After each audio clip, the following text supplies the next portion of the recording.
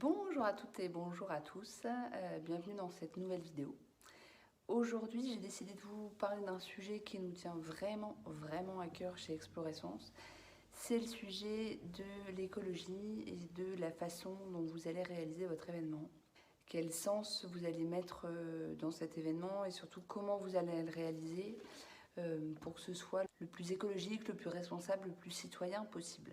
On sait que l'événementiel, on ne va pas se mentir, est un secteur qui a une empreinte carbone non négligeable, mais c'est pas parce qu'on sait ça qu'on ne peut rien faire et qu'on ne peut pas essayer de s'améliorer. Donc, si vous avez vraiment envie de cheminer dans cette voie-là et d'organiser un événement qui soit en cohérence avec vos valeurs, si ce sont vos valeurs, alors je pense qu'il y a quand même plein de solutions, plein de trucs et astuces que vous pouvez utiliser. Notamment, je pense qu'on n'est pas obligé d'aller à l'autre bout du monde, on n'est pas obligé de prendre l'avion.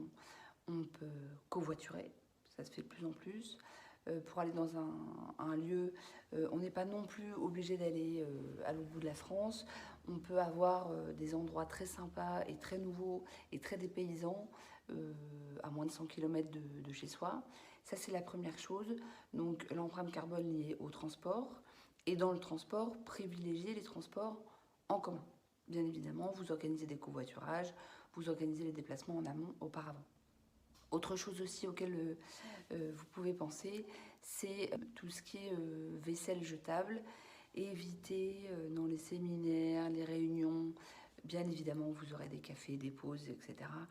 Essayez de privilégier de la vaisselle lavable et pas de la vaisselle jetable. Et si jamais elle doit être jetable, privilégiez plutôt des matières papier ou carton plutôt que des matières plastiques.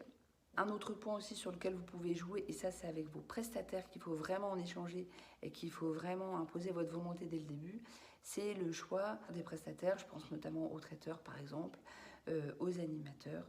S'ils viennent d'un rayon de 50 km, eh ben c'est bien aussi, on n'est pas obligé de les faire venir de l'autre bout de la France ou de la capitale si on n'est pas dans la capitale. Et puis, privilégier peut-être des prestations locales avec des aliments qui viennent de producteurs locaux, de saison, bien évidemment. Tout ça, ce sont des pistes à explorer qui sont très faciles à mettre en œuvre. Nous, c'est vraiment ce en quoi on croit au quotidien chez Explorescence et qu'on essaie au maximum et qu'on arrive d'ailleurs à appliquer dans les événements qu'on organise. Donc je vous invite vraiment à revenir vers nous si vous souhaitez qu'on en échange, si vous avez des projets d'événements et surtout des projets d'événements durables. On a plein d'autres solutions, plein d'autres pistes à mettre en œuvre pour faire un événement qui a du sens. Voilà, d'un point de vue écologique et économique. Je reste à votre disposition, n'hésitez pas. À très bientôt.